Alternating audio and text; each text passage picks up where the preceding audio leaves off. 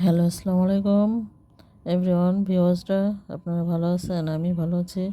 আমার জন্য দোয়া করবেন, আমি যেন আবার ভালো ভালো রেসিপি তৈরি করতে পারি আপনাদের জন্য। আমাকে সাপোর্ট করবেন, আমাকে শেয়ার করবেন। আজকে একটা নতুন রেসিপি তৈরি করব, সেটা হলো পোয়া মাছ দিয়ে সিম দিয়ে। হ্যালো, এই তো শুরু করলাম রেসিপিটা। এই তো পোয়া মাছটাতে মশলার সাথে ছেড়ে দেব। তারপরে এটা ভুনা হয়ে গেলে ভুনা ভুনা করে কষায় নিব। কষানো হয়ে গেলে আমি এটাকে উঠায় ফেলবো।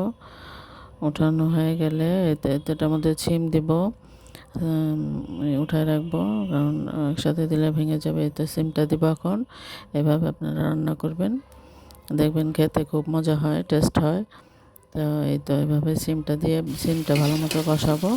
কষায়ে তারপরে মনে করেন আপনারা এই তো আমার জন্য এইভাবে রান্না করবেন। এই তো সিমটা সিদ্ধ হয়ে গেলে ঝোল দেওয়া হবে।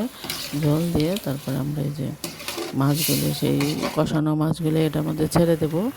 অনেকে দেয়, ধনেপাতা দেয়, আমি ধনেপাতা দেবো না, অ্যাভয়েড করব। তো দেখতে থাকুন, এভাবে রান্না করবেন।